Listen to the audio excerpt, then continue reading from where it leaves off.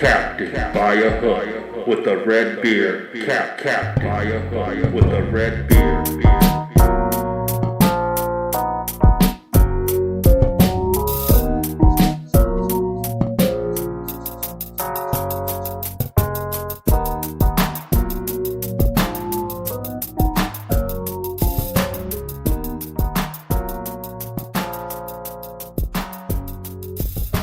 Look at that shiny ass shit. You talking about right here? I'm talking about my forehead, boy. Look greasy as shit right now. God damn. Man, That is shiny though. please. How are y'all doing today? This boy's cracking jokes in my ear. I'm trying to do the damn intro. Got a great show for you today. Bowl games galore. We're gonna break down as many bowl games as we can for today, this weekend, probably on through Monday. We're gonna get talking about the I guess you can call it the Final Four. They call it the college football playoffs. Anyway, got a bunch of stuff going on in college, wrapping up the season there. Also, the NFL, baby. Last 2 weeks of the season, things are heating up. We've been saying that for a few weeks. I think it's at the boiling point now. Somebody put a lid on that damn pot. Gonna talk all our bets and break down every game across the National Football League. And then, of course, as always, college basketball.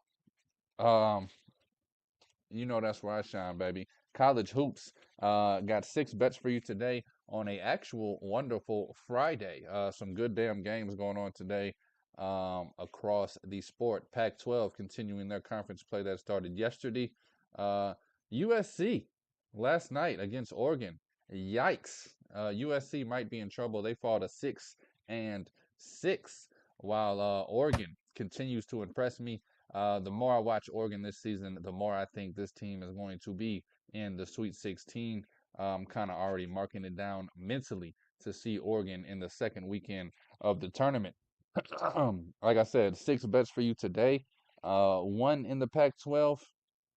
The rest of them, a bunch of teams finishing up their non-conference schedule before they dive in there. And then, of course, my man Franklin Earl, the Beardwinaton, will be here for his best bet of the day. And we'll get the hell on up out of here. But we got a beautiful, probably hour 10, 20 minutes just because of all of the things going on. As always, I forgot to put my man's stuff at the bottom of the screen. Every Friday, Jaden Chandler Parnell from the JC Pod on YouTube and from Stare Down Sports comes on and talks football with me, former college football DN. So definitely looking forward to him giving out his college football bets and breaking down the NFL with me. And I guess without further ado, I should get to it. Yesterday went 3-1, man. USC really put a burner in my biscuit. But man, looking forward to this college basketball season as it heats up. But anyway, without further ado, let's jump right into this thing. This is Captain by a Hook with the red beard, presented by Stare Down Sports. I am Rowan Donaghy, aka Rowan Dobbs, going live on a beautiful Friday. It is the 29th of December. 3 days left in the year. Boy, cheers to all my big dogs. Like I said, JCP, my man, Jaden Chandler Parnell from the JC Pod on YouTube. You can follow him on the X at Jaden95Chandler. I apologize, my man. I forgot to copy and paste your stuff at the bottom. Could probably do it right now while you're talking. How you Good, doing big today? dog. I'm doing great, man. Great night last night in the good old gridiron. Yeah, no, great week overall. Fun time for the holidays, you know. Enjoyed much of left coming on. I also enjoyed being able to sleep in an extra like 20, 30 minutes on last Friday to catch up on some sleep after another wild Thursday night game. Yes, How we doing on your sir. end? Doing good, man. Almost got it. I gotta fix one more thing. Doing Yeah, good, I see. man. I I saw it on know. there. It's like JC Pod presented by. It's like JC Pod on you presented by. No, yeah, it was been a fun time in the sports world, man.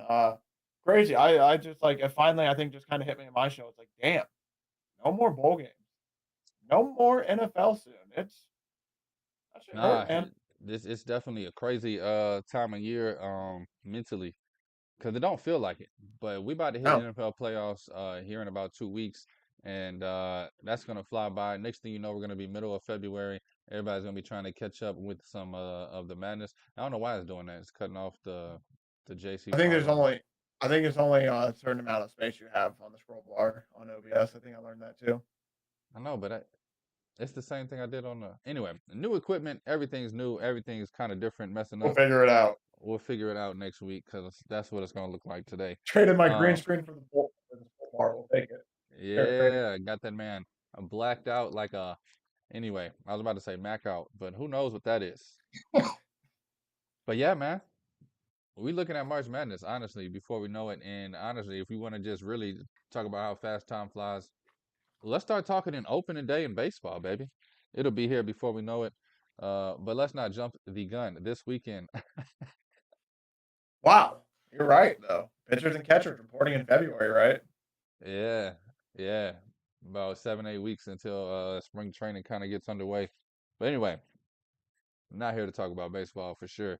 Let's jump into some of these bowl games, man. What do you like today? Talk about any game you want to talk about today, and then we can move to Saturday, and then of course Monday with the big games. My bad. I got a for those people wondering, I have a white head inside my nose. So that shit itchy. The whole time you were talking, I'm sitting here going like this, like jabbing my nose. So it's like, sorry, I had a little itch. No, but speaking of itch, I'm gonna scratch people where they itch. Clemson, Kentucky. Yes, I kind of sir. lean Clemson here. I won't lie. I do lean Clemson minus 3.5. I feel like they've finished their season a lot stronger than Kentucky has. But I got no bet on the game. It was at like 4, I think 4.5 yesterday. I was kind of weird about it. Man, my I didn't favorite take trend it. this season was how good is Kentucky.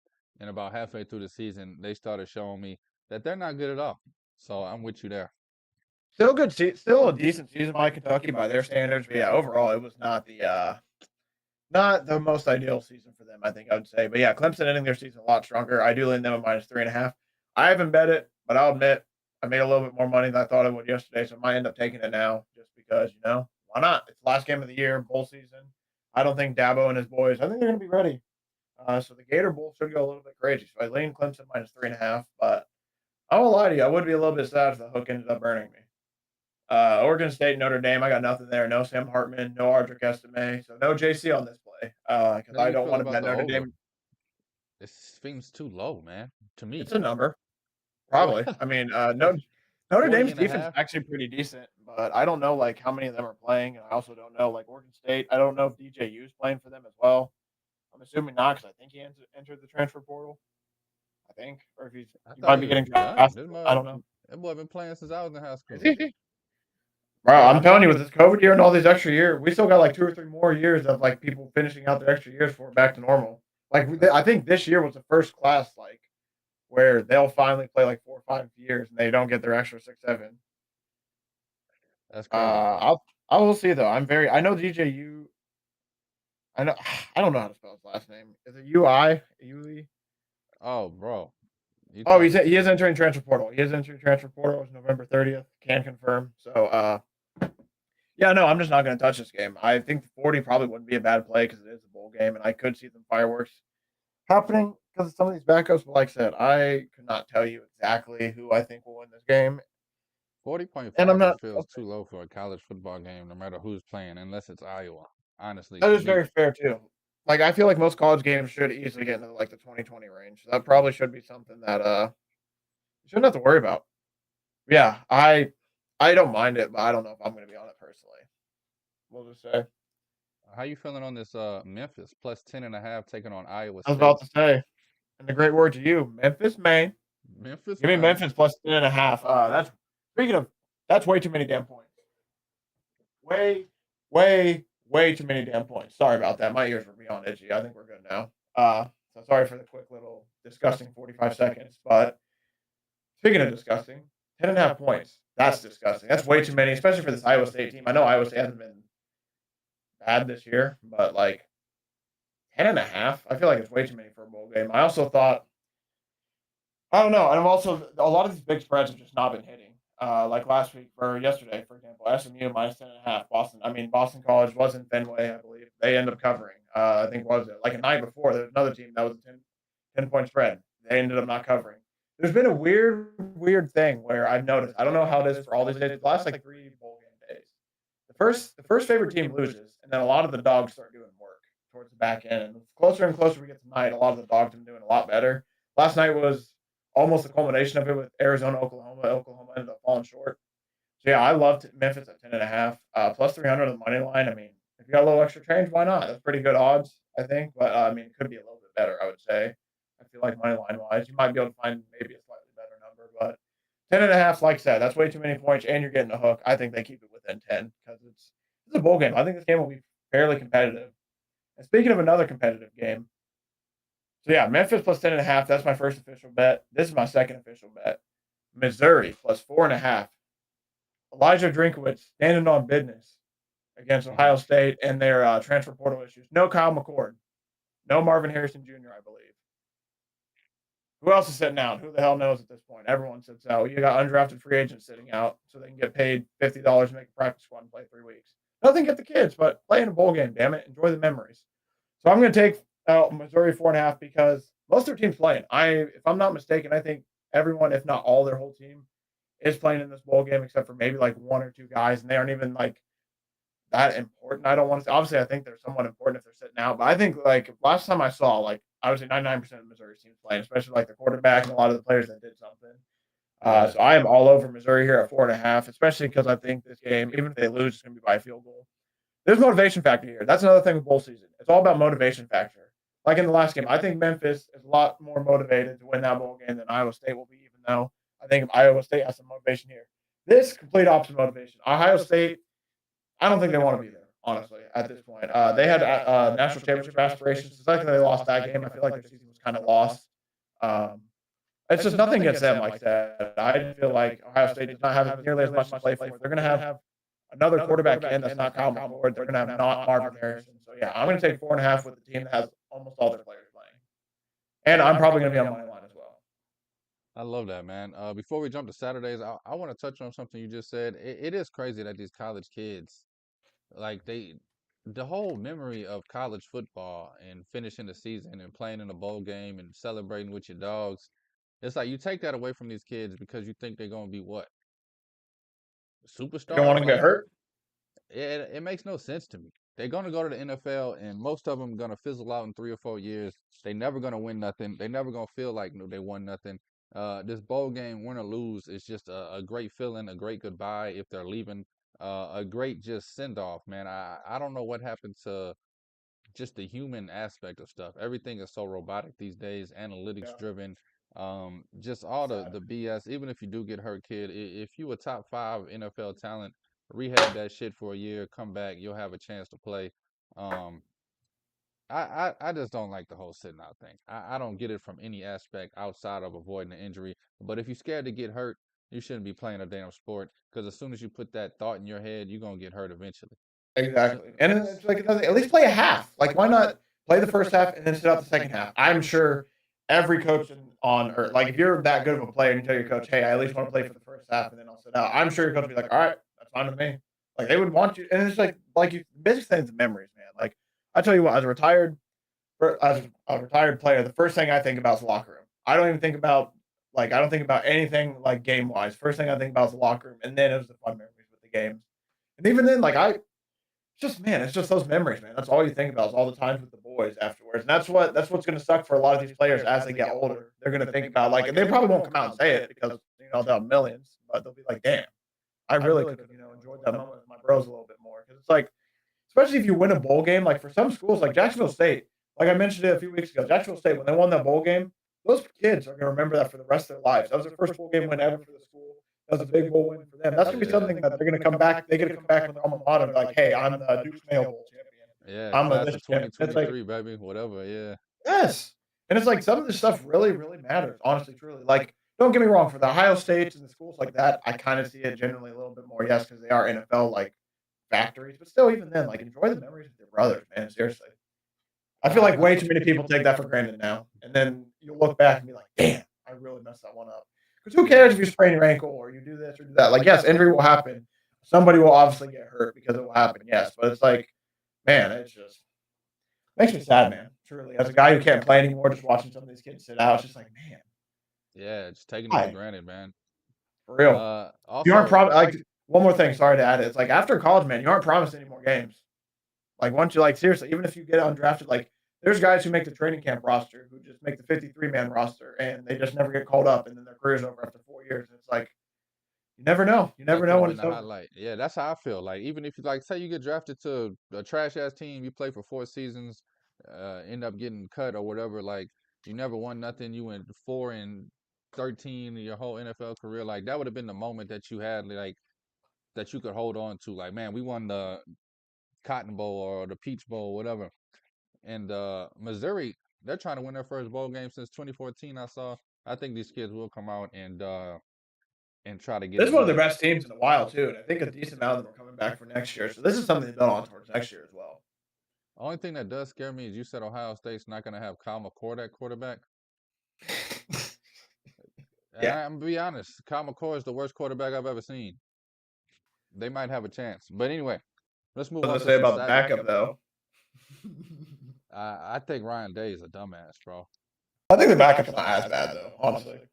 I think Ryan Day got paid $300 to play this kid and had to do it because he took the money. Maybe I Just a couldn't tell damn you. fool. I'll tell you what though, this next game is honestly the same situation as last game. Mississippi plus 4.5. Same number, same thing. What did Penn State do? Same thing they do every year. I think they win 9 to 10 games, lose to Ohio State, lose to Michigan, so they're in a bowl game. Old Miss, they just got one of the best flips in not recruitment history. Obviously, that would sound like a little bit of a goofy boy saying that. They got a really, really massive 5-star flip and a commitment. Old Miss has done really, really well in the transfer portal. Old Miss recruiting has done really, really well. They are building towards something for next year. A lot of their players are going to be playing, I believe, as well. For the new look SEC, Ole Miss is trying to. I think Ole Miss. From what I've heard, from my stuff I've read, they have a real chance to go. Like this is their like they have a small chance, especially with the college football playoff next year. I think they're like, hey, we got a real shot to maybe do something. So they're definitely trying to take advantage of it. This is going to be a big game to prove that. I think they're going to be better than Penn State here. So I love the 4.5 because, like I said again, I think it's going to be a close game. Give me the points. Now I'll definitely ride that with you, man. I can't say officially I'm an old Miss fan, but even as a kid when they had Eli, man, I always liked just the old Miss colors and the name and just the school. Yeah, And I they. always go for SEC over any other conference, just being from the side. Yeah, I respect that. No, it's dude. I think Ole Miss is nothing against Penn State too because that's Big Ten country. I don't know what they were this year. I mean, they had some moments, but they also their quarterback's really young. I think a lot of people compared him to JJ McCarthy, where maybe he just needs another year of experience and it'll be better. So that's just nothing against Penn State. I just think Ole Miss better spot there for them. Moving on, Auburn, Maryland. I leaned Maryland here, but then I saw speaking of sitting out, Tua's little brother who I don't even know. I don't know if he's done playing football or trying to go to the NFL or what, but he's been banged up. He's the Big Ten's all time leading passing leader. If he was playing, I would probably take them plus 6.5 instead. He's not playing. I don't like anything about this game, so I'm just gonna stay away from that one.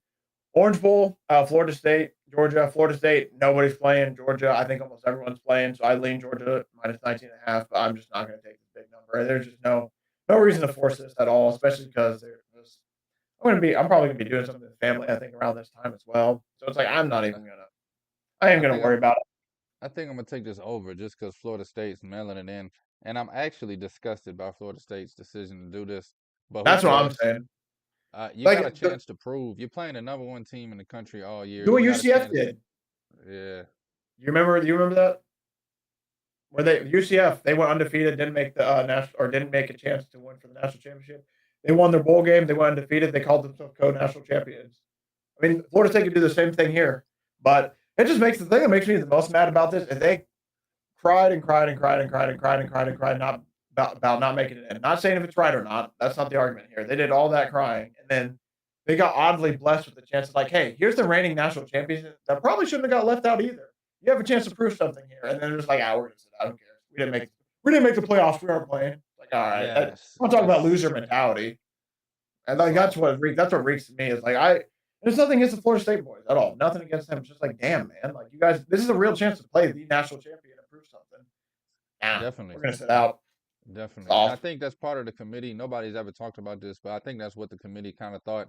Hey, we'll let you play Georgia. We'll let you play in the Orange Bowl.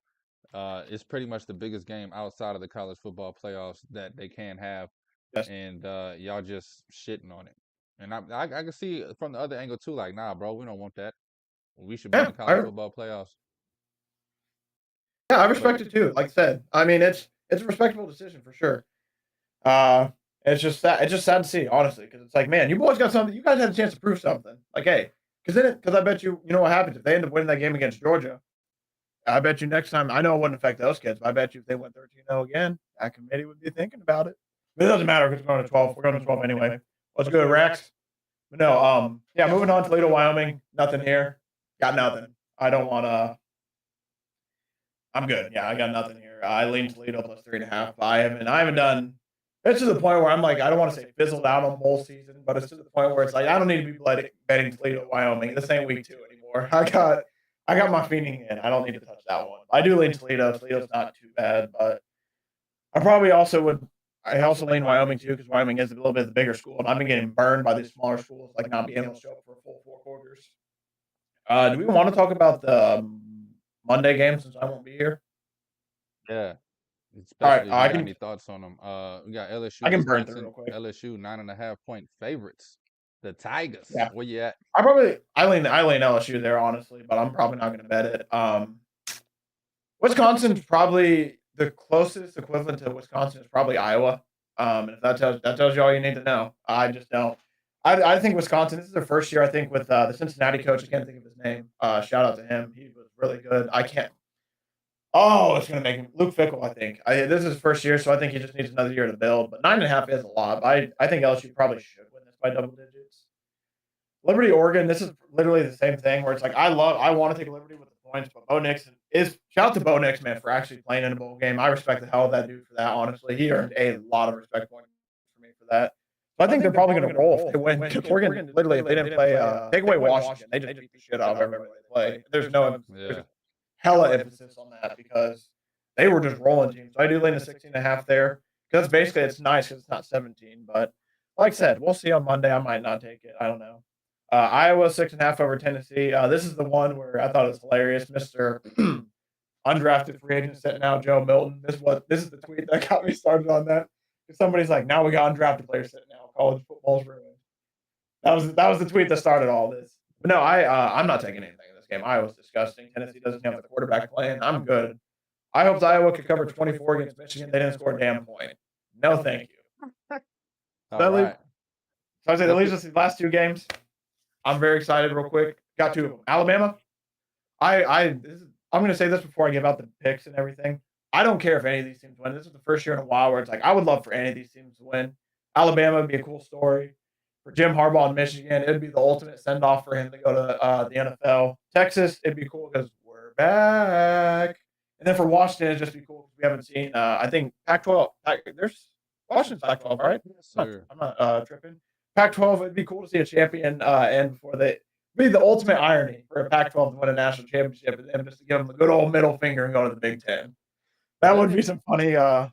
Doesn't it just feel like whoever wins out of Alabama and Michigan is gonna blow out whoever wins out of Texas and Washington, though? Yeah, a little bit. I don't want to say it totally, but a little bit. But that's why I don't know. That's why the other thing is I don't know because Texas did beat Alabama last time they played. So it's like I've seen the tape. They have the on tape to be able to do it, but it's hard to beat a team twice. So I lean, I don't know. I lean Alabama in the first game, just simply for the fact that they're the plus money team. If Michigan was plus money, I'd probably go with them. Maybe the main reason is Nick Saban. I'm going to take Nick Saban at the points. But I'm going to just watch and sit back. If I could get Michigan at a good number, I'll get Michigan. This will be a game where I don't mind being on both sides if I can get good numbers on either side. Just because genuinely, this is going to be a good game. Yeah, I think this is going to be a really good game. If I get like a 7.5, a 10.5, if I get anything like that, I'd probably be leaning towards it. Biggest thing to me this Michigan run game. The Michigan run game, I think, is going to be all right. If they just need to be able to establish it enough to be able to get the pass game to work, because I don't know. This is tough, man. Honestly, this is the hardest I think choice when it comes to college football playoff picks I've had to make in like years. I think years, honestly, because I think they're pretty good matchups. Years like automatic. The thing that scares me about this game, I feel like Michigan's already lost. We saw the viral video. As soon as they saw they were playing Alabama, I think they lost already. Yeah, that's what the big concern with me is. Everybody like, oh, it's like you should be excited to play a team like that because then you get to prove something. But I also get why it's like, man, come on, give us Florida State so we can beat their ass. I Yeah, know it's I want to go Michigan, but I just feel like they already lost, man. I feel like right. if you show fear, you're gonna get bit by the damn lion. And I think Alabama's a lion. I think Alabama's also the only team I've seen this season that actually has improved every week. They had them tough Yes, games earlier, and then they start winning by margin, and then they start blowing teams out. I feel like they're rolling into this perfectly to just go ahead and do the yes. damn thing. Somehow they're a fifth seed in the Jalen playoffs. Milrose's a Playing. dog too. Yeah, still the fifth seed. That's what the books still are letting you know. Like, hey, this is what we want. Yeah, I totally agree. Michigan did look really mentally defeated. Like I won't lie, they can still come out like they. Hey, I won't lie, that would be the ultimate deception if Jim Harbaugh's like, hey, all right, everybody, listen, we're gonna look sad. No, but I think yeah, it's yeah, no, that's a big thing. It's just like very good point about the boxing. Football is a very big like pre like game thing because like you if you can come out and put fear into a team. It's like, oh man, like it's over. Like for a good example, like I have, though, we have shout out the little brother. Why can't I think of man, this sucks. Team I played, I just refer to them as the little brother. I don't know why I can't think of their name right now. They just been Oh little brother for man. so long. That's what I'm saying. That's why we just referred to them as like literally though. Every game we play them, the name will come to my head. It's I don't know why I can't think of it right now. I got a lot going on, but we every time we play them, we're 123-1 all time against them. It was just something every time you go in the game, it's like, oh yeah, we're gonna win. There's no even doubt about it. We've beaten them 7-0, we've beaten them 45-0, we've beaten them close games. We had a walk of my senior year to beat them to go to the playoffs. We had a walk-off touchdown in overtime after kicking a field goal to go over overtime. It's like there's something about just knowing, like, hey, we're gonna win. We're gonna win. We're gonna be able to do this. And I think that as much as the hard boy will get the boys up, I think Saban, like, he might have shown the video to the boys, like, look, they're scared to play you. Let's put the foot Yeah, on the neck. this the Like, Crimson there's a Tide. lot of, yeah, I can't wait to see, like, pregame. Like, pregame's going to be huge to see the energy and everything. But yeah, that's a big thing, man. Like, you can't just be coming out and, like, especially when you know you're getting recorded, like, man, shit. Nah, Like, yeah. hey, This day boys, and age, everything's getting recorded, bro. You gotta be everything. better than that. You can go in the locker room or in the dorm room and be like, bro, what? Alabama? But you gotta look strong in front of the camera. Let's talk about this Texas Washington game. You got Texas minus Yep. 4.5. Total set at 62 and a hook. Man, I ain't gonna lie to you. If I had to bet this game, I would bet Washington. I'm a big Michael Penix guy, even though he looked kind of shabby the last few weeks of the season. Where you at on this game? St. Francis, Illinois, by the way. That's the little bro. Yeah. You hear that, by the way? You hear that downstairs? That's them dogs barking. Give me Okay. Washington plus 4.5. Just going the points here. Nothing against Texas. I'm going the same situation with the last game. I'm going to go the points here. I'm going to kind of sit back and watch and evaluate. And hopefully, if Texas starts looking like really, really good, I'll be able to get them at a decent number. But yeah, the only thing that scares me is I'm going to take this 4.5. Texas is going to go up 14 nothing right away and be like, man, I probably could have got a slightly better number. But the biggest thing is like the biggest thing that I love about Washington is they got 3 NFL receivers and they got a quarterback who can get them the ball. So that it's just if Penix can keep up if he can keep up like the good passing, like he's been really shaky to end the year. Really shaky to end the year. That's the only thing that scared me is he had some like and then in Oregon he actually had a really decent game. It's just what Michael Penix we're going to get. I think that's going to be the biggest answer because our offense can keep him in there. But I'm also scared of the Washington defense. The Washington defense is one of the worst in the country, I think, ranked wise. And Texas could just roll all over Pac-12, them. man, they all offense. All offense. No, so I lean the point. I lean the points for both sides here, but this is one of the things I wouldn't be shocked if any of these teams won either of them, honestly. Love it, man. Uh, Snap. Nah, I Talk can't about wait those now. over unders real quick though before we leave. 44-62. What game do you think has no defense in it? Right. Yeah. 62 and a half. That is a huge total We're right gonna have there. we're gonna have a barn burner and then we're gonna have like a full out shootout in the other one. That's love it. No, it's gonna be Yes, great, man. It's sir. gonna be a great. It's gonna be a great day on Monday when we all wake up. You know, wake up on after New Year's Day. And it's like we got some playoff action. It's gonna be Yeah. great. It's gonna be No, great, man. They've been training all month for this. I can't wait. Can't wait, man. No, I'm looking forward to it, man. Let's talk about the big boys in the NFL, the Big professionals. dog. Saturday night, first game of the weekend, you got the Lions of Detroit taking on the Cowboys. 4.5 point favorites in Dallas. Total set at 52 and a hook. Everybody's thinking the Lions are going to come off of that. They've been drinking champagne all week. They celebrating for the first time in 30 years. I Yeah. kind of agree with that statement. However, the one team I just cannot rely on and depend on is the Dallas damn Cowboys, even though they've been looking better this year than they have in the past. Yep. I can see them just laying an egg, but I could also see Man. Detroit coming out fatigued and lost in golf, being golf. Where you at on this Cowboys Lions game? What did I tell you last time I came on the show? I think it was like 2 weeks ago. I was like, I'm going to bet the Cowboys. They're going to lose this next game, and I'm just going to be pissed off and I'm staying away. And they Sure lost the enough, next two. they lost the next game to the Bills. No, I don't know, man. I'm with you. I think there's a layoff spot here, but I also the Cowboys at home are just like a different machine, and it's just that's what makes me. I lean the Cowboys 4.5 just simply for the fact that the stats don't lie at home. At home, they're just rolling teams right now, and the hangover effect is true. Like this is probably the 1993. This team hasn't won a game since 1993. Like they're professionals, they'll be able to get focused up, but these last two games kind of don't matter for them. The At Cowboys, all. they're fighting for a chance for the division, so I think this game a little bit more motivation for the Cowboys to get this win here. So I do like the 4.5. Something I'm for sure going to be on. We got some NBA jams, people. CD Yes, Lamb, sir. anytime touchdown, 7 weeks in a row. He scored 7 weeks in a row. We're going to keep that up. 50, he's had 50 receiving yards 5 weeks in a row. I'm going to be looking at maybe if you want to throw something in a parlay, you need 50 yards 5 weeks in a row for that. 6+ receptions for 4 weeks in a row as well for CD Lamb. So there's been a reason the Cowboys have been pretty successful this last month stretch, and it all goes around number 88 and wearing that white with that star on their cap. No, he's finally being the guy that they drafted, man. I love what he's I done love this it. season. Still You think got it the was dumb they got rid of Amari Cooper, but I am glad to see that CD Lamb is finally like being out, being if they had a that number receiver. two, man, they'd be dangerous for sure. Cooks is good, but man, they need somebody else. Yes, sir. You got the Dolphins of Miami. They're kind of hot, coming off of a win against the Cowboys. They're now going to Baltimore to face the hottest team in the league, if you ask me, the Baltimore Ravens. Ravens are -3.5 at home. The total set at 46.5. I like the over 46.5 in this game. That's probably going to be the bet I take. I do like the Ravens -3.5. However, I wish it was 3 or 2.5. That hook does Yep. scare the life out of me. But I can see the Ravens rolling. We just watched them beat who I thought was the best team in the league in the 49ers by a damn lot. But I'm going to take the over here and just not even worry about who wins. Just hope some points get put up. I'm going to take the over 46 in the hook. Is this line a little fishy? Why is it only 3.5? I think, yeah.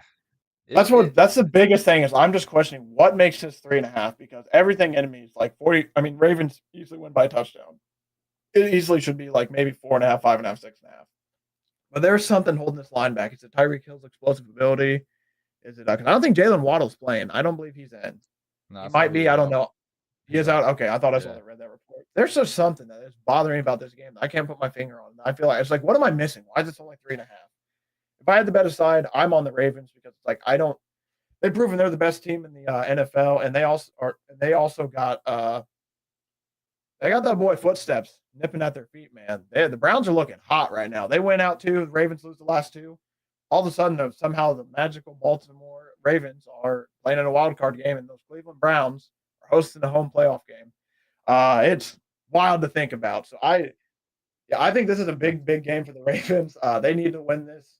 I mean, obviously they can win next week and be fine, but I think this would be a huge win for them.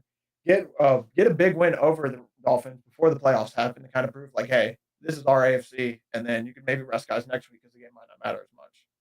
I But love that, for the man. Dolphins, I definitely think the Dolphins crumble in these situations on the road against good teams, and I definitely seen the yes. Ravens put up 38 points like it's nothing all season. I will admit though, I shout out to Tua, man. He proved something to me last week with that little bit of drive he added. It was nice to see that. I'm just glad DLC. It's like, all right, so I know he has it in it. I'm really glad to see that, especially against the good teams. Yeah, I bet the Cowboys. So anyway, the Patriots One more, plus hey, 13. one more thing. We got an NBA jam. Uh-oh. Talk to me. Raheem Mostert, anytime touchdown, 5 weeks in a row. Okay, Keep it let up. me write that down real quick. Mostert. That boy Raheem, and I'm also if I take anything prop wise, Is he hurt? might be Did on he get some hurt? Tyreek Hill stuff. He's been hurt all season at this point. He gets hurt gotcha. at the end of the season every year. It was a weird thing that they took a helmet. I think like a helmet to the knee. knee or how much the ankle. One of Okay. the two things. Not like a It real should be. injury, just a little sore Yeah, spot. and he always has knee and ankle issues anyway. That's always what plagues him at the end of the year. And I mean, last week he got hurt, and they still put him in on the goal line. He's able to score, and they just took his ass out. So there's a chance that happens as well. But yes, he is questionable. So just know there's a chance that Raheem Mostert does get hurt and doesn't go in. But Yes, sir. Anything else you got on this game, prop wise? probably not. I do lean some stuff with Tyreek Hill, but I'm probably just gonna wait a little bit. Yeah, Just how wait and could you see. not? How close is he to 2,000? Do you know? I kind of lost track when he Last got time I hurt. checked, he was at like 1,600. So he realistically can still do it, but he needs like basically 200. needs like Yeah. no, I think he needs like basically 120-ish, about 120, 130 each of these last two games. So this is gonna be a big game to like kind of see. But yeah, I think him getting hurt that one game kind of boned him, honestly, which Yeah. sucks. Do He got everything at hurt the and then start. missed a game. So it basically took away the two games. Yes, sir. You got the Buffalo Bills, who actually have been pretty damn good the last few weeks. They're minus 13.5 against 6 and division 6 to foe. 11-6, basically. Yeah, Wild. yeah. They're taking on division foe New England Patriots. Minus 13.5. The Bills are at home. Total is a low total, 40 and a hook. Both of these teams kind of struggle offensively. Both of these teams lean on defense in the run game. Even though Josh Allen does sling that thing, the Bills have not been putting up a lot of points. 13.5 is a huge number in the NFL. And I'm gonna be honest with you, I will run away from this game before I put $1 on it. Yep. Nope. I do not want to bet on this game. If I would though, I probably. I mean, Buffalo Bills at home, like I think they just destroyed the Patriots at home. I think that's a real thing. But at the same time, the reason the Bills have been so successful as of late, they've been relying a lot more on James Cook, and the run game's looked a lot better. The defense is playing a lot better, even with the injuries. So I'm just probably going to end up staying away. There's just way too much funky stuff going on. But I do lean the 13.5 because it is a division game, and while the Patriots aren't playing for anything, they still want to play tough and hopefully like build some stuff for next year. And I'll Yeah. tell you one more thing: the defense is not the issue with the Patriots. That defense, I mean, big old 90 in the middle. I can't think of his name. Shout out to 90 for the Patriots. I can't think of his name, but he absolutely wrecked the game against the Broncos. He is the reason the Broncos just got absolutely annihilated. Pretty much, he was just eating up stuff in the middle, destroying the run, destroying all the play actions, making Russ uncomfortable. I'm going to look up his name while we look at the next game, but Yes, sir. he's the man. He's the man. Shout out to No, big that's old the 90 in sad the part. middle. Patriots defense top 8 in the nation, They might even and be no, top five. Like real, I know like you might be reading a real number, but I personally think they might be a top five defense in the NFL this year. I mean, they lost what I think 3 games that they held teams under 10 points. Like that just sucks. That's just bad offense. yeah, It's just oogly ending. boogly, man. The Ugly. Chicago the Bears, they're minus 3 at home, taking on the Dirty Birds, the Atlanta Falcons. The total set at 37 and the hook. Everything in me wants to bet the Falcons plus 3, but everything in me would rather cut a hand off. I can't bet on the Falcons, especially not in a cold weather game against the Bears, who actually have been looking pretty good the last 2 or 3 weeks. Falcons have been looking not too good the last few weeks, even though the Uh, Falcons started off pretty hot the first 6, 7 weeks of the season.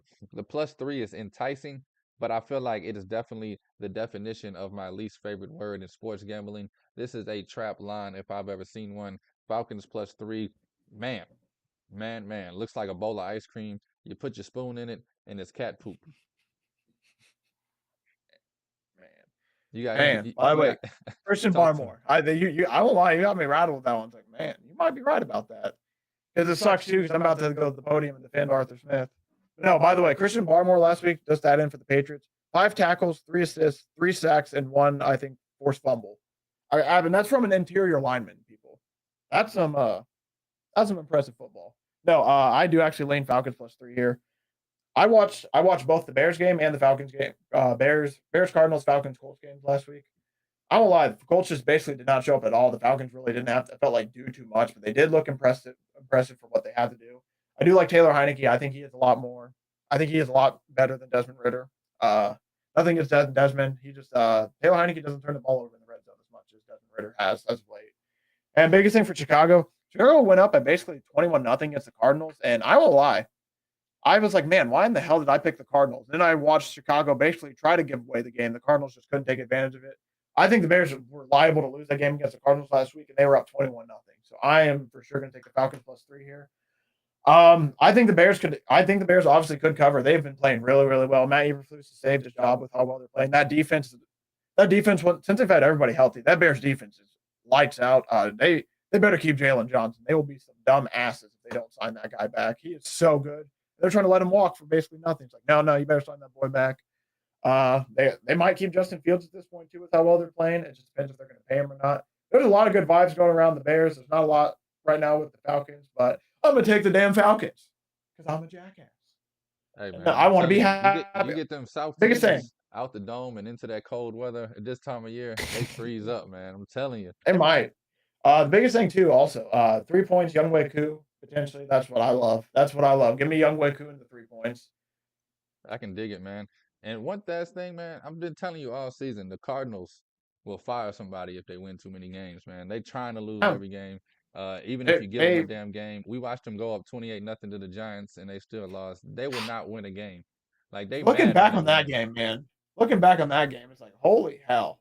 How did Cardinals that happen? Cardinals do not want to win, bro. They want to lose as much as possible. They want to blame Kyler Murray, get him out the building. They want to just start fresh, but they too punkish to do it on their I think own. they might actually keep Kyler, maybe. I think they said they've liked him, but we'll see how it goes. I mean, Russ, apparently they've also wanted, the Broncos wanted to bench Russ since like October, it sounds like. So anything's possible That's in a the whole NFL. different story, man. I know. I don't I'm know just saying, what the like hell I'm going saying on. anything's possible in the NFL at this point. Yeah, no, that I won't lie. That Denver Broncos situation is an absolute mess right now. I can't wait to get to that game. Yeah, Them it's boys, crazy. Tennessee Titans, baby. crazy man. Taking on the Houston Texans. CJ Stroud is back, baby. Texans favorite, four Yes, and a he's half back. at home. Division game right here. Texans trying to keep their playoff hopes alive. Total set at 43.5. Texans at home minus 4.5. Everybody I feel like is betting the Texans for a few reasons. Stroud's back.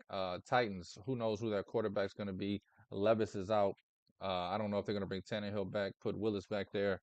Kind of crazy situation for the Titans. Everything's just falling apart in Tennessee. Yeah. However, 4.5 is a crazy number to me. But if I had to bet it, I would bet the Texans minus 4.5. To backtrack a little bit, I forgot 3 NBA jams. Isaiah Likely, 50 plus receiving. He's hit that 3 weeks in a row. James Cook has hit 50 plus rushing 3 weeks in a row. And Stephon Diggs has had at least 4 plus receptions 5 weeks in a row. I did forget to add those in. I just want to throw those in because, yeah, I was looking while you were reading that. I was like, oh, I might have missed a few. Yeah, no NBA jams for this game, but I kind of want to take the Texans now that CJ Stroud's back because wouldn't it be hilarious? There's a chance that Colts Texans game next week might come down to the AFC South. If the Jaguars lose to the Panthers, the division is going to be between the Texans and the Colts pretty much because I actually lied. Basically, the Jaguars' way it works, Jaguars went go 1-1. They got the tiebreaker. If the Texans go 1-1, they don't get it. Colts go 1-1, they don't get it. One of these two teams basically has to win 2 games. I lean the Texans here in this spot. I think the Titans are sadly going to be, kind of fading away into next year. What can we do? I think Vrabel's going to stay. There's rumors about Derrick Henry leaving now. They aren't even using him anymore like they used to. Will Levis, like you said, the injury with him. Diop had a bad game last week. There's a lot of fun going on with this Titans team. It's just not a season. It's a season from basically hell with the Tennessee Titans and everything. Feels like I said, I was so excited when I came on the show. Like I told you, I can't wait in 2 weeks. I'm going to be taking Derrick Henry, 2 rushing touchdowns, him over 200 yards. Yeah. You play the Texans, went 16 for 9. Like what? Wait, 16 for 9 yards. Like, man. That's all I got to say. Do it. Man, bro, man, hurting my soul, Titans. And of course, me being a Colts fan, that's the only damn team I picked to win the stupid division. Like, what the hell was I thinking, man? Man. No, I do lean Texans minus 4.5, though. I think they probably should win this, especially with CJ Stroud back in now because they got a lot to play for, and I'm assuming that the Jaguars are probably going to beat the Panthers. So I'm going to be honest. I'm taking Panthers, but we can get to that game a little later. I hope they win. Trust me, I might bet it just in that phase. I'm praying the Panthers win out. Dude, hands and knees praying. Yes, that's where I'm at. I need them to beat the Jaguars, and I need them to help the Saints in the last hands and weekend knees, by holy beating water whoever they spraying playing. everywhere. Yeah, dude, Because the trust me. Saints We ain't might gonna be do it Panthers on their fans. own. I'll tell you, if they win these next 2 weeks, I'm buying some Panthers merch. I'll do it. Buy a little Panthers beanie. Oh yeah, throw it added onto the show. Yeah. I can't wait to get the new one. Oh, That's funny. Do it. Do it. Let's go, Huh. baby. The Huh. Las Huh. Vegas Raiders travel this weekend to your hometown, Indianapolis, to face the Colts, baby. Colts at home, -3.5. The total is set at 42.5. Oh, damn big, bro. Why is it I 3.5? Now I can't bet on it. Hey, 3.5 is way too big. you can't do it. Uh, I don't know, man. I can't believe the Raiders beat the Chiefs by only having like 62 yards Oh in yeah, both games. I think that's why this is 3.5, is because Aiden O'Connell didn't complete a pass for basically a whole half. The Chiefs handed them 2 touchdowns. Dude, it's so weird to think that the Colts have a better chance to beat the Raiders than the Chiefs had last week, which is wild to think about because the Chiefs just, I won't lie, the Chiefs just look like a mess. The Colts, I won't lie, the Colts looked horrendous last week against the Falcons. They didn't have I Michael bet them Pittman, against the though. Falcons. The biggest thing I think is Michael Pittman made the trip and all of a sudden his head hurt and he didn't play, which I mean, I'm not going to say anything against the guy. I have no issues with it at all. It's just weird. Weird situation how he just traveled and then all of a sudden his like migraines, headaches came back and everything. But yeah, biggest thing for me in this game, I look for Jonathan Taylor to score a touchdown in this game. He scored last week. I think they're going to be able, they need to establish the run a little bit. I do have takeaway. If we take away the injuries from Michael Pittman, Michael Pittman has been on an absolute tear. Take away the injury. It's like I'm going to be honest with you guys. This is kind of an NBA jam where I'm going to tweak the rules a little bit. He didn't play last week, and the week he did play, he was on stat.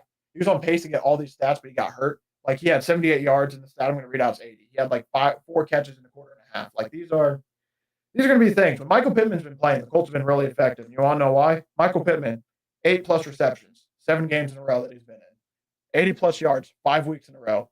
When he's been a part of the offense, the Colts have been really successful. Now they get Jonathan Taylor back. Zach Moss might also be coming back. I look for the Colts to win this game. Will it be by 3.5? I don't know. I think they win though. I'm probably gonna bet it because I'm stupid. You talked me into 3.5, man. I don't think the Raiders have put up enough offense. I love Shane Steichen, what he's done for the Colts. And by the way, offense. one more thing to add in. The Colts are in the playoffs. Colts are still in the playoffs as of right now, even without the wild cards. They have a lot to play for right now. The Raiders, they also need to play to get into the playoffs, but they're also like, there's a lot more questions going on with the Raiders going into their offseason there is with the Colts. The Colts know what they need to do in their offseason. They're just trying to cap off a magical season. Gardner Minshew played kind of bad last week, so that means he's due to play like an absolute stud this week. So because I was frustrated with him last week, I'm going to enjoy loving him again this week. It's how it goes. I love it, man. I'm gonna jump on that Colts -3.5 with you, even though I bet them against the Falcons and it broke. It was breaking my heart. Hey, it broke your heart, boy. It broke my heart. I'm sitting there watching it. I'm like, man, I'm at my family Christmas paying attention to this shit. Yes, sir. After speaking of the team that broke my heart last week, the Shout out Los Rex. Angeles Rams. Huh? Oh, he said he's gonna come back and write some of these props down later. So I was like, hey, shout out to the boy in the chat, boys in the chat going wild today. We love to see it, man. Nah, that cat be doing boxing, man. I actually linked with him yesterday. I was talking to him a little bit. Hey now, I didn't think he was actually tuned in, but shout out to Rax for real. Check his YouTube out. Hopefully we make a few racks. You know what I'm saying? The Los Angeles Rams. They're taking on the New York Football Giants. Giants at home in New York +5.5. Tyrod Taylor starting. Total set at 43 in the hook. How do the Rams not win this game by 50? Rams. Can't stand them, but if I had to bet this game, I would bet the -5.5 and be as comfortable as a mouse. Yep, that's what I'm doing. I'm betting the 5.5. Give me it. I mean, there's literally no reason they should not win this game. No reason at all they should not win this game. Cooper Kupp, Puka Nacua, and Matt Stafford are absolutely on fire. Hell yeah. Speaking of fire, yeah, you want to hear some fire stats? Their whole offense. The big thing is Rams' offense. Rams' defense has actually been doing enough to get they get 1 or 2 stops a game, which is all they need to do. I mean, you saw against the Ravens game, they got, I think, the 1 or 2 stops they needed to do, and they just happened to lose on the punt return in overtime. Like, I mean, the Rams have been playing a lot better. Yeah, they look a lot better. That's crazy. I think, what's his name? Sean McVay. Sorry, I was reading my NBA jams because I keep forgetting a few of them. But Sean McVay, it seems like he almost has more life in him now, too. He seems like he's having fun again. So I got a few NBA jams for this game. Who would you like? Do you want the running back or the receivers first? We got 2. Give me the running backs first. All right. By the way, Rams -5.5. That's an official bet by me. Also, Kyron Williams, 80+ rush yards, 6 games in a row. You want 100+ rush yards? He's done that 3 games in a row now. He's been an absolute tear on the ground. they've been establishing the run game. Kyron Williams is a machine. I think that the Giants do have a decent defense. I think with all the blitzes and everything, the run game might be a little bit sketchy, but it's all right. Maybe if the run game doesn't happen, we'll throw it to I guess we can throw it to Cooper Kupp, who has 6+ receptions 4 games in a row and 50+ receiving 3 games in a row. I'm not feeling Cooper Kupp either, actually. So let's throw it to Puka Nacua, who's had 4+ receptions for 5 weeks in a row, 5+ receptions for 3 weeks in a row, and he's had a 50+ receiving yards for 4 weeks in a row now, and he went on an absolute tear last game. So, I mean, I just read you all that. Their whole offense is based on an NBA jam. So it's like to say they're clicking would not put it lightly. Rams are looking good right now. I'm gonna have to take some Rams overs for sure on those props. Probably take I'll figure it out. I'll slap it together. Puka's been going crazy lately. I will say that. I'm gonna take him over 4+ catches. I'm gonna take Williams over 80+ yards. Stafford over his yards, and Rams -5.5 probably on that game. That'll be a safe little fun little. I tell y'all not to parlay, but I might have to crack my knuckles on that one. I mean, I'm telling you what. When you got, look at that. Those are all the NBA jams. When you got a lot of stats like this, you might as well throw a few together, people. Oh, you want me to? My bad. Yeah, I couldn't really. Oh, good. Yeah, sorry for the handwriting and it's backwards. I think a little bit, but you see, there's a lot. There's a lot there. It's backwards on my screen. It might be right on this screen. Yeah, I think so. Right on the other screen of mine, it's backwards. 49ers, baby. They're taking on the Washington Commanders. 49ers favored by 12.5, coming off the ugliest game of their season. Total set at 49.5. This game is a stinker either way it goes. I think the 49ers roll. 12.5 is just too big for me to take, but I definitely think the 49ers win this game like 33-7 or something crazy like that. But I'm just gonna stay away from it. I got a lot of bets I like elsewhere. Got 10 1 o'clock games. I'll probably throw this in a teaser or something, honestly. By the way, shout out the NFL for 10 1 o'clock games, 3 4 o'clock games, because, we got to let them have their primetime spots. Dumbass. Well, dude, at 1 a.m., I'm literally not going to be able to catch my breath. And then all of a sudden, there's going to be 3 games. And be like, what just happened? It's going to be like shell shock almost. But yeah, by the way, too. Weird schedules. Go ahead. Weird. No, I actually did learn the process of why they do it. I think, the easiest way to sum it up shortly is they do it so these teams can feel like they actually have a prime time without prime time, so they actually get better exposure. Because for example, the Cowboys always play pretty much at 4 because they want to get them by themselves in solo window, and they only do it because it's Fox, CBS, and I forget the other network, but they want each of those networks to have one individual so it gets more viewership, which I totally get. But at the same time, you can put 2 extra games there. We don't need 10 1 o'clock games NFL. I'm just saying, we don't need 10. Let me just say, I'm not a big fan of that bullshit. But we can keep moving on. By the way, 2 NBA jams I forgot. Jahmyr Gibbs. He's been absolutely taking over at this point. He's getting a lion's share of the reps, and there's a reason they saved him at the beginning of the season for now. Jahmyr Gibbs, 50+ rush yards 5 times in a row, 60+ 4 times in a row. And also, David Montgomery, he has 50+ rush yards 7 times in a row. Like I said. Real quick, the Lions have been giving Gibbs the ball in the red zone a lot more lately. I think you're right about them saving him. He was a rookie. They're like, look, we're gonna Montgomery first 8-9 weeks and get him his shit, and then both of y'all are gonna be rolling by the playoffs. Yep, that's exactly what they did. And I thought people were crazy at the beginning of the year when they you know what's funny? Dan Campbell basically came out and said they were doing that, and all of us didn't want to believe it. It's no, you got to play him. Why are you saving him? Why are you saving him? It's oh, you're saving him so he can get all the carries in the end. And you see how explosive he is. He looks fresh. He looks like he hasn't played 18 weeks. You see, I love David Montgomery, but David Montgomery looks like he's taking a little bit of a beating. Yeah. And it's been worth it because they both have really good stats. Just now it's hey, David, we're going to use you as the hammer back. Let's let the young buck, rest your legs a little bit.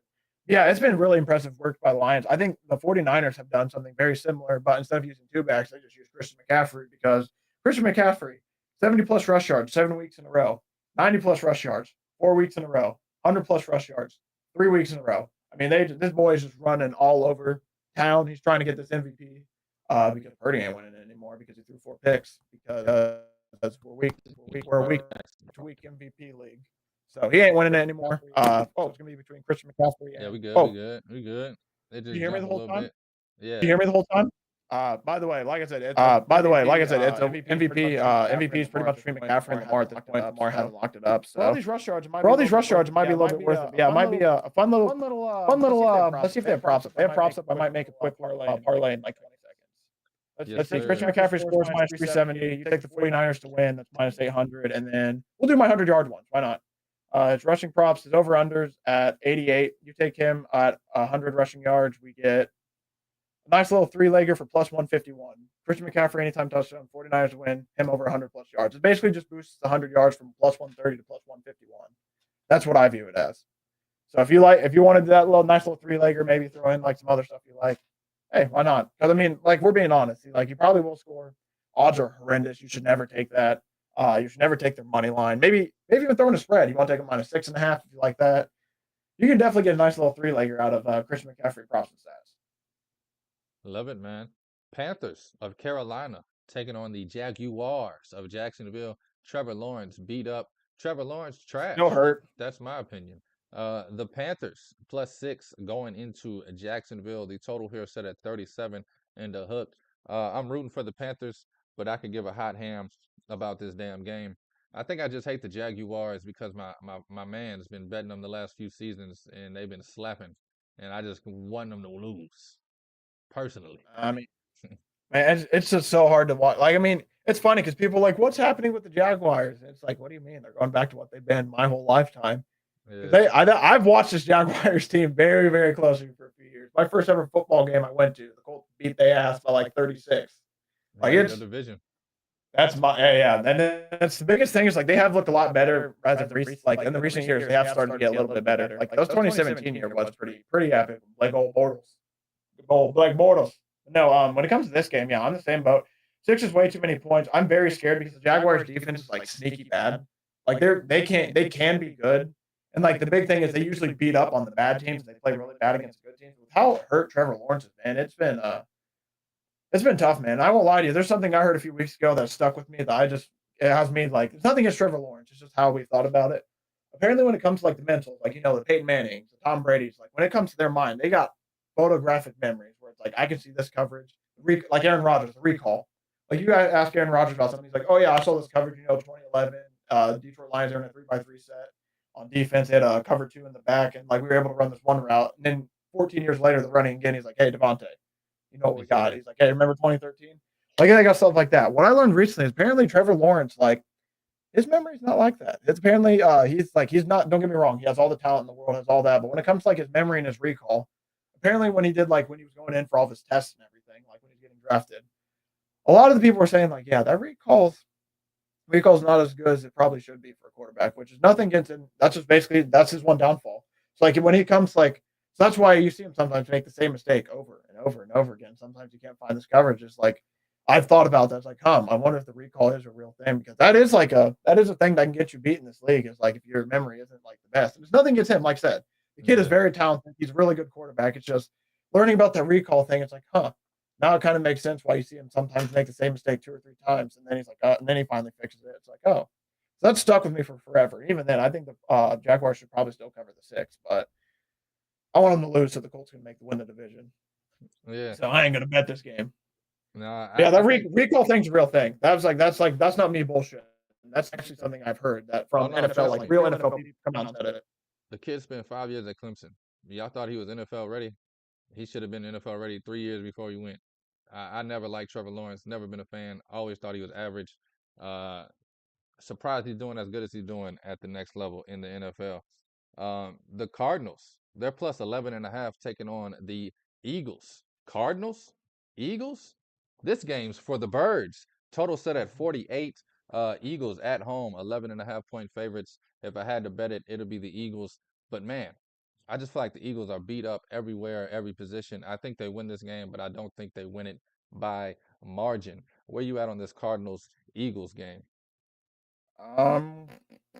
Yeah, I as you were talking, I'm like, let me how do you like this?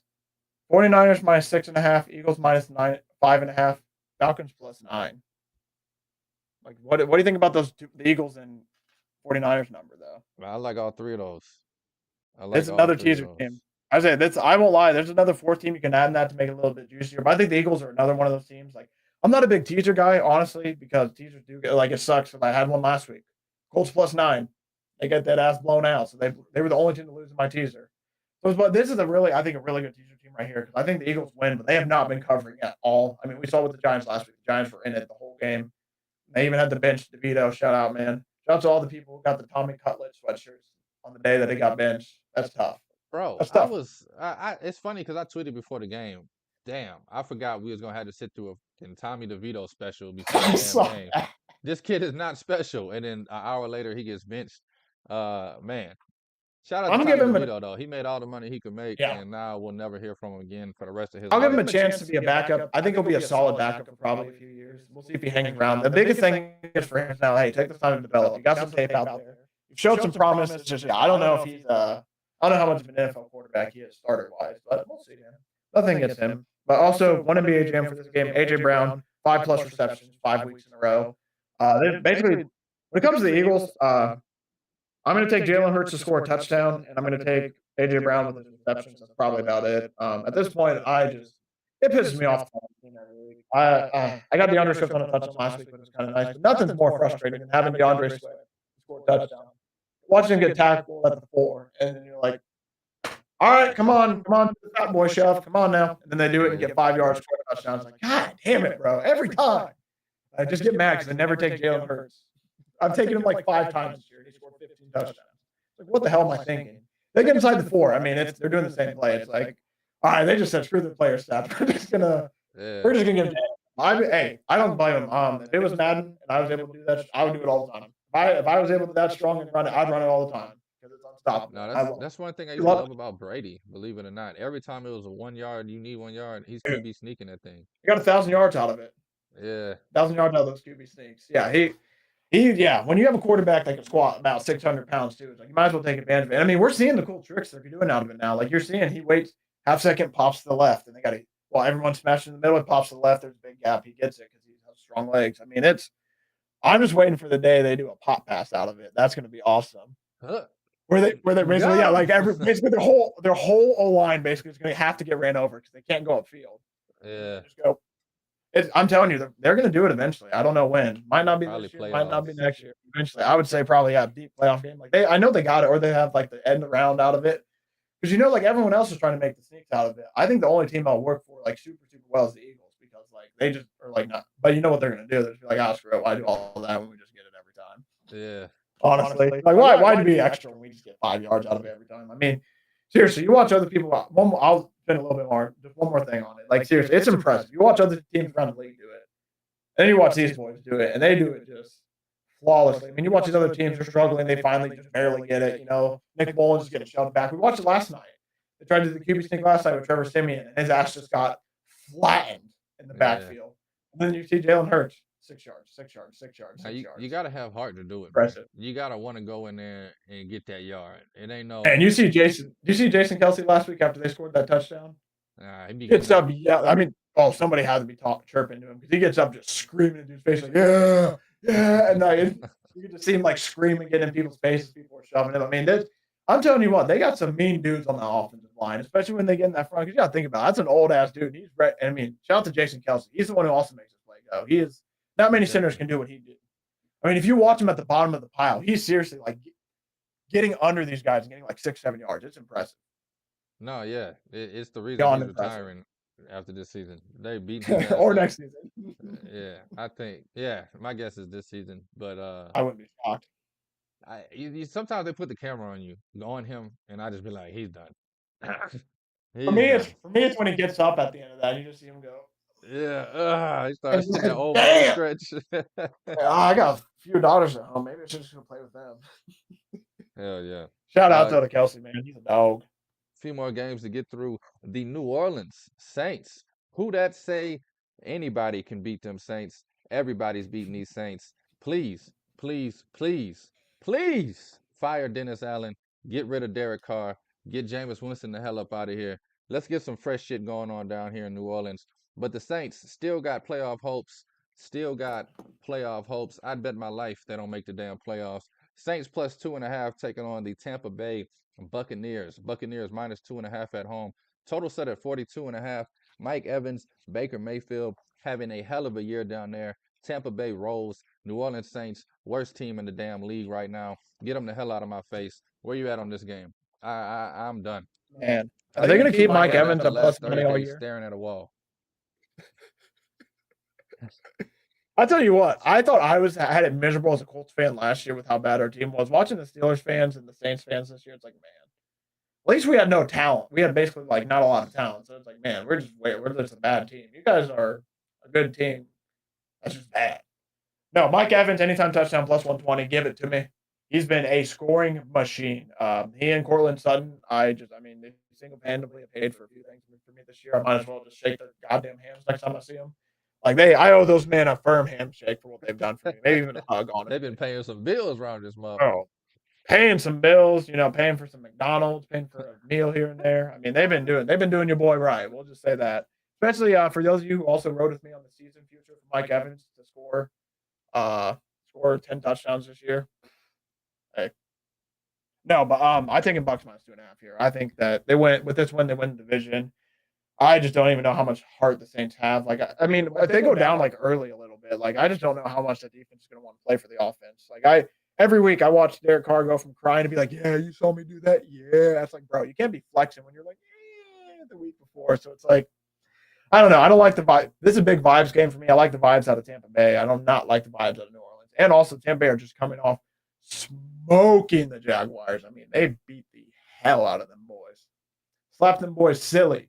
27-0 style before they scored. Yeah. I agree with everything you said. Derek Carr, DoorDash King, not showing his face in this damn city because he knows he getting his ass. Hey, Dennis Allen, Derek Carr, good old DD DoorDash. Yeah, they DoorDashing it up over there. Because I swear to God, if I see Derek Carr out here in public, I'm going to go to jail, bro. Anyway, the Steelers, baby. They're taking on the Seahawks. Steelers plus 3.5. Seahawks at home favored.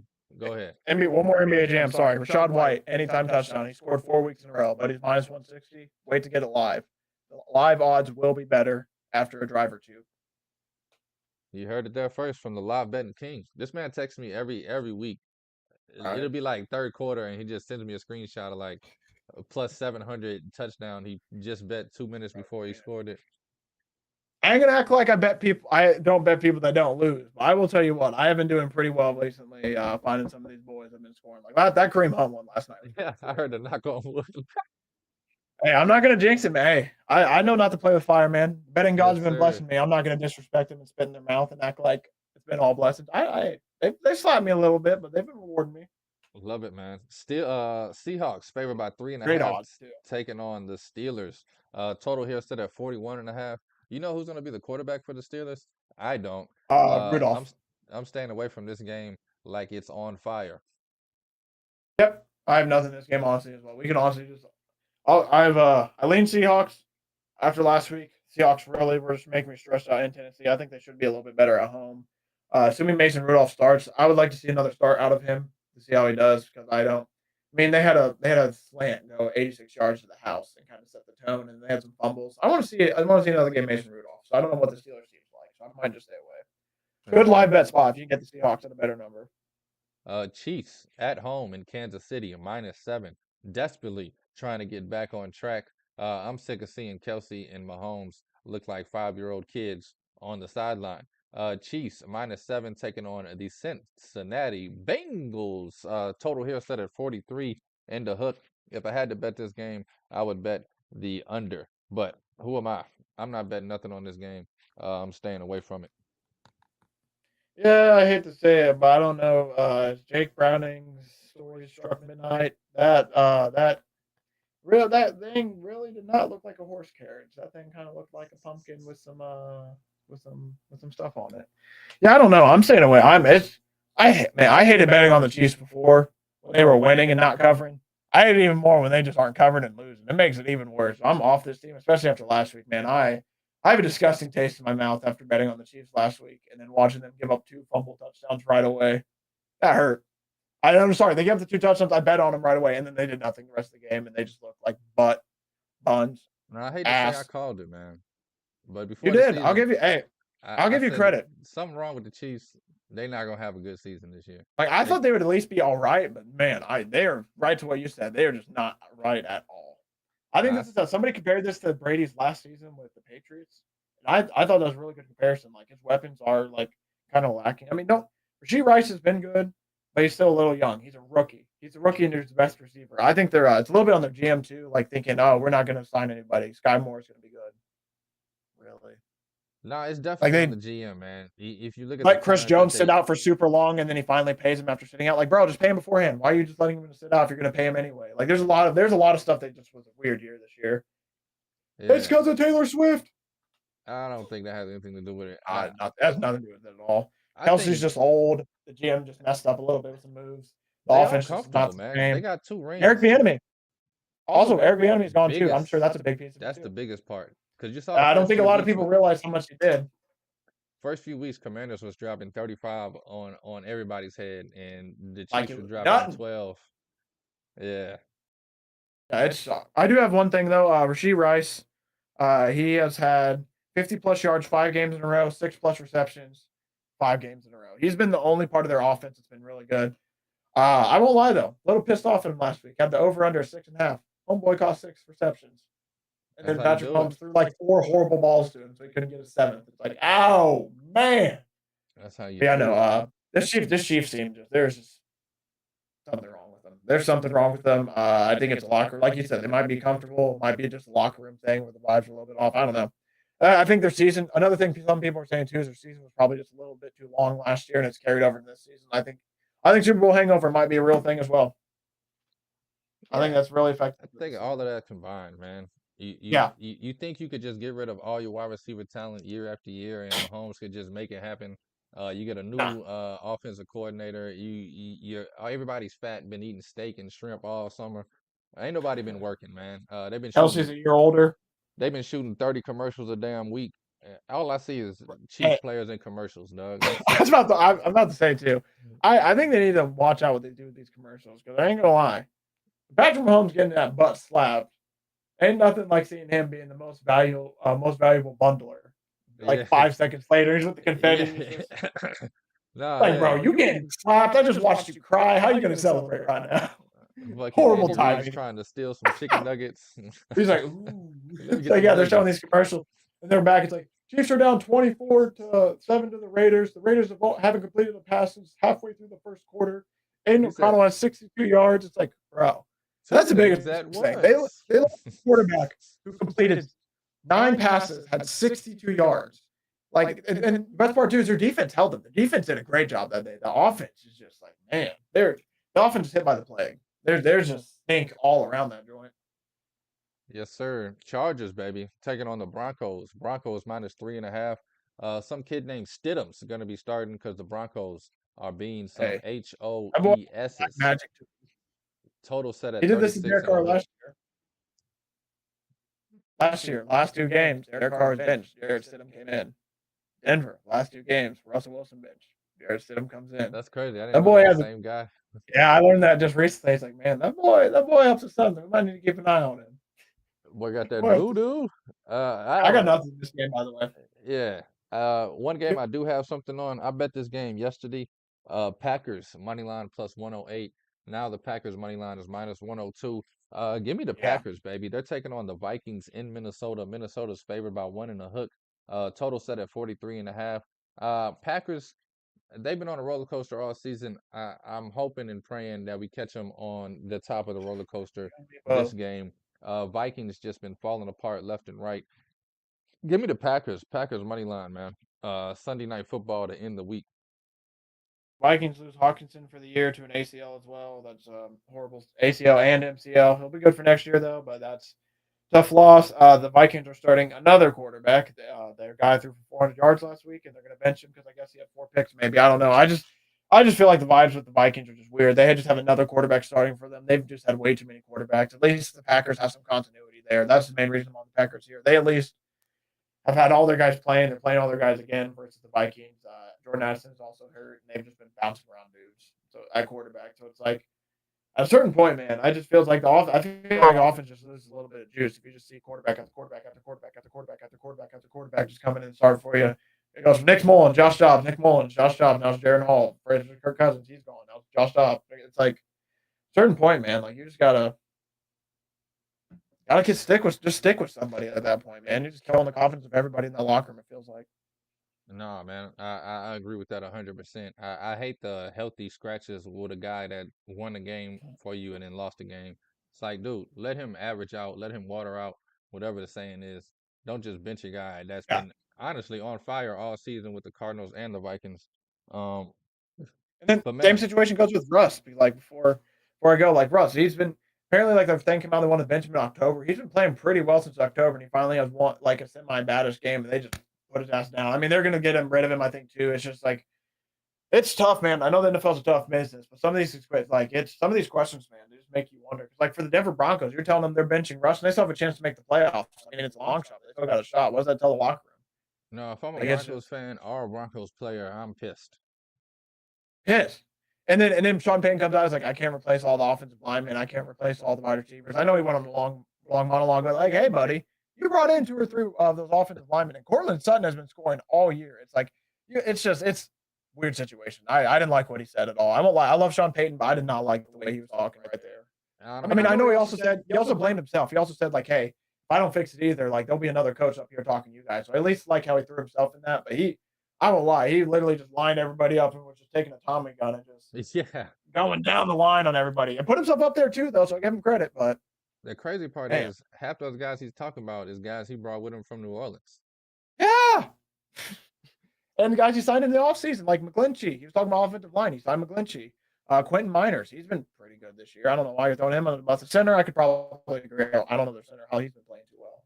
But like it's just wild. How are you going to bring these guys in? Like I can't replace all of them. Yeah. Like God, come on, man. Yeah, no, that's just big vibes right there. Bad vibes. Before you get out of here, man, can you do me a favor? Can you recap all your props? Yep. I'll go with bets first. So these are official bets I'm going to be placing, and then I'll read the NBA Jam. So real quick, Falcons +3, Rams -5.5, Bucks -2.5. That teaser, it was +140 if you want to get it. It was Eagles -5.5, 49ers -6.5, Falcons +9. That's +140. Feel free to throw more in there if you want. I'm going to also something I forgot to give out. Mike Evans anytime touchdown. Jahmyr Gibbs. I'm taking Jahmyr Gibbs to score again. He's been scoring a lot lately. Jalen Hurts anytime touchdown. Those are all my official plays for the NFL. All official plays. If you want to go back for college, I only gave out like Memphis +10.5, Mizzou +4.5, Alabama, Washington. I like them as well. Ole Miss +4.5. Quickly burn through those. But then this is the big one: NBA jams. I'll hold up. I'll give real quick. I'll give because I think it's pretty clear on your guys' end. I'll give you a quick little like thing right there. If you want to take a quick screenshot, you can potentially see it. If you want to write it down, save it for later. But NBA jams. I'll read through these as quick as I can with being as clear as I can. CeeDee Lamb anytime touchdown 7 weeks in a row. 50. Do you want me to actually, Rowan? Do you want me to read the week? Do I need to read out how many times I've done it in a row? Do you want me to just read out the things since I've already kind Nah, of you could just boom, just run through them. I got all right, like perfect. 8 of them written down, but you gave out Just so many. I just wanted to get yep. them all in one place.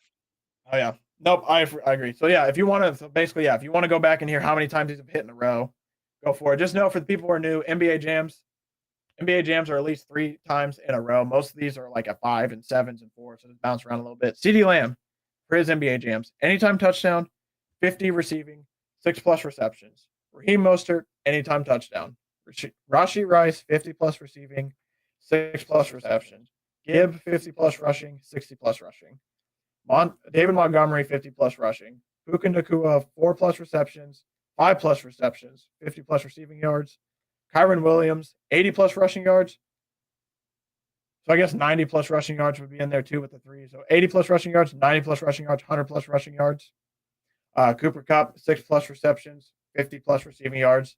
Christian McCaffrey, 70+ receiving yards, 90+ receiving yards, 100+ receiving yards. Michael Pittman, 8+ receptions, 80+ receiving yards. Isaiah Likely, 50+ receiving. James Cook, 50+ rushing. Stephon Diggs, 4+ receptions. AJ Brown, 5+ receptions. 50+ receiving. He has hit 4 times in a row. I forgot to add that in on the NBA Jams earlier as well. And then Rachaad White, anytime touchdown. Wait for that bad boy to go live unless you love heavy juice because -160 is too juicy for me. And if you wait till closer to kickoff, I have noticed lately that if sometimes the touchdown scores, their odds do go up a little bit. So like, for example, I saw last week, Jonathan Taylor went from like plus like 105 to by kickoff, he was like plus 112. So like there is some chance that also goes the other way, obviously, too. But yeah, I would just be careful of that. Yeah, that's all I got for the NBA jams this week. Love We it, got a lot of man. jams. A lot of jams this week. No, I wrote down as many as I can, but I wanted to get you all in one place. I'm just gonna do one timestamp that's just JC props and just slap it on the end Oh yeah. after the Yeah. bets. And like I said, these are all I have confirmed. I have looked all these up. These are 100%. Like these have happened multiple times in a row. I've double checked it. I spent a lot of the morning yesterday double checking to make sure everything was right. So everything should be all good. Love it, man. Man, anything else you want to add? If not, I appreciate you every week coming on. Jaden Chandler Parnell from the JC Pod on YouTube. You can follow him on the X at Jaden95 Chandler. The always entertaining, the always insightful, the mostly green check better. My dog. No, I don't got too much more to say. Just excited. Gonna be a really big weekend. I wanted to see. There's some teams have clinched, some teams have not. There's gonna be some more clinching scenarios this week. Big weekend for football. Because this is the last week. I just want to say, well, enjoy football this weekend. This is gonna be the last weekend. Majority of these teams are gonna try next week, and not a lot of them are not gonna try. And then we got playoffs. So if your team's not in the playoffs, enjoy it while it lasts because we got a long winter coming again before we see more football. That's why I wore the hat. I was like, it's gonna be like really my last week. And this week and Yeah, next week, I could even wear this hat until August. crazy. Like, I can't believe it's already week 17. It's been a blast though, man. I've had a lot of fun. I'm excited, man. I can't wait to start talking college basketball here soon too. That's gonna be a blast. Speaking of college hoops, baby, stick around. I got 6 bets to give out for tonight. My man JCP, thank you for coming by. Hey, Always appreciate it.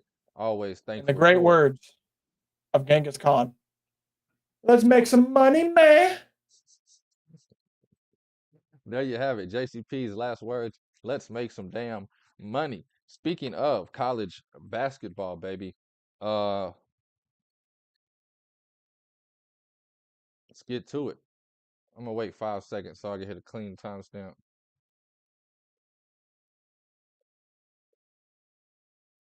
This is Captain by a hook with the red beard, Rowan Donaghy, aka Rowan Dobbs. My man JCP just spoke for an hour and 20 minutes on some football.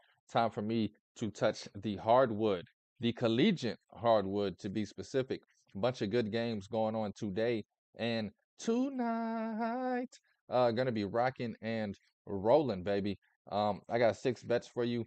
My man Franklin Earl, Beardwinaton will be here shortly for the best bet of the day. I'm gonna start this thing off in North Carolina. I'm gonna start it off in Kentucky. Kentucky taking on Illinois State's. Kentucky's minus 19 and a half. I do like the 19 and a half. However, I love the over in this game. I think both of these teams can put up some points. My projection is 88-75. I think this thing gets into the 150s easily. I'm going to take the over 148 and a hook on Kentucky and Illinois State. Kentucky's going to get close to 90. I think Illinois State gets up there in the 70s. Definitely think this game hits 150. Uh, so anything under 149 in the hook, I would take. It's 148 and a half. Love that over for the first bet of the day. Kentucky, Illinois State, over 148 and a half. Usually I go through games that I like that I'm not betting first. There's a lot of those today, a lot of big number spreads. Not a big number spread guy usually. So I'm gonna stay away from those. Teams like Indiana minus 11 and a half looks great, but I can see them winning by 8 or 9 and breaking my heart in the end. So I'm just gonna give out my bets, and we're an hour and a half in. I'm sure y'all just want to get to business, man. Get to the boogity woogity. Kentucky over 148 in the hook. That is the first bet of the day. One more over I have North Carolina. I'm trying to find it here. But North Carolina, I like their over. It's a little big for what I usually like. They're taking on Charleston Southern. North Carolina over 151 and a half. I think this is a game where North Carolina can put up 100 points by themselves. The spread here is 32. I think that covers as well. Give me Charleston Southern to put up 55 to 65 and North Carolina to put up 100 by themselves. I'm going to take the over on North Carolina over 151 and a hook. Probably going to be the highest over I take all season. Definitely the highest over I've taken to this point. Moving forward, probably would be the highest. I usually like to keep it around 140. Even that 148 on Kentucky is a high total for me. Last night I ended up going 3-1 on my bets, bringing my season total to 103 wins to 52 losses. So still rocking and rolling. Uh, double up, the double up, if you understand. Plus 200% on the season. That's a joke. Definitely not plus 200%. For those that know percentages, it's more like around 67 to 70%. I'd have to do the real math on that. But 103 and 52 on the season. First two bets I gave out was Kentucky over 148.5, North Carolina over 151.5. Both of those bets scare the life out of me. Now let's get to some more bets that scare the life out of me. Taking all dogs tonight, baby. Dogs gonna be barking on a Friday night. Let's jump to the Pac-12 real quick. Conference play. We got Washington State taking on Utah. Washington State is plus 8.5 on the road at Utah, taking on the Utes. Total here is set 143 and a hook. I think Washington State keeps this close. I think Utah wins it by 3 or 4. 8.5, definitely way too big for me not to take. I'm gonna be on Washington State plus the 8.5 against Utah. And then in a game that kind of has some extra stuff to talk about, I'm not going to talk about it too much, but I am going to talk about it. Illinois, with all the stuff they're going through the last 24 hours with the news of their superstar, um, innocent until proven guilty. All I know is he's not playing tonight. He's suspended indefinitely. Definitely going to shake up the roster. Brad Underwood, as great of a coach as he is, I'm definitely think he's going to get these boys ready to play. I definitely think Illinois win this game easily. I just don't know if they win it by 26 points. Give me Fairleigh Dickinson plus 25 in the hook. I think that number is too big even with the kid starting, but the kid is not starting. Illinois, they'll find their points somewhere. I think they win this game around 19. 25.5 feels comfortable for me to take the plus 25.5 on Fairleigh Dickinson. That's one of my favorite bets tonight, actually, is Fairleigh Dickinson plus the 25.5. Speaking of a game I like, but I'm not betting, Colorado minus 9.5. Just, I'll probably bet it by the time it comes. I'm not giving it out, but it'll probably be a game that I bet. And right before the tip off, y'all know how that stuff goes. You just look at it all day, and finally at the last second, you just slap it. But anyway, getting back to the bets. Last dog I have, San Diego State. They're taking on Gonzaga tonight. San Diego State, give me them plus 6.5. As much as I love Gonzaga, this is not the Gonzaga team we are used to. Offense struggles. San Diego State's defense, immaculate. I think this game stays into the 60s. Also like the under in this game. I think the first one to 70 will win this game. Also like San Diego State's money line plus 235. We'll probably have a play on both of those. San Diego State plus 6.5 and San Diego State plus 235 on the money line. Like I said, Gonzaga struggled this season against teams that are tournament teams. I think San Diego State is a tournament team. Gonzaga having a number 13 by their name is the wrongest thing I've ever seen. I don't think they should even be ranked. I'm gonna take San Diego State here in a upset, but I'm gonna take the plus 6.5, play it safe, have a little bit on the money line just because. Just to recap those before I give out the best bet of the day, we're gonna go Kentucky over 148.5. We're gonna go North Carolina over 151.5, and then we're going all dogs, baby. Fairleigh Dickinson plus 25 in the hook, Washington State plus 8 in the hook, and then San Diego State plus 6 in the hook. And it's Friday, baby. A good day to be here with you guys. And for the first time this week, I need somebody, anybody, hit me with the horns.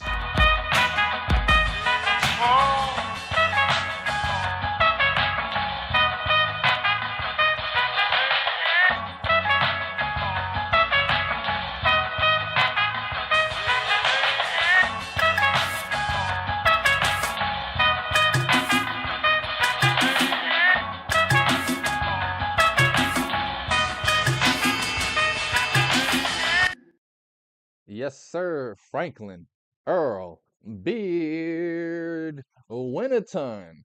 You can call me Frank with the best bets of the damn day. We're going to go to Michigan, baby. Ann Arbor. Michigan taking on McNeese. Michigan's minus 10.5.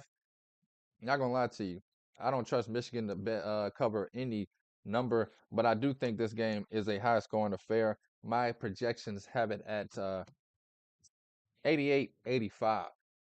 I know it's a little high scoring, probably be more like 81-78, but this game's gonna stay under 10.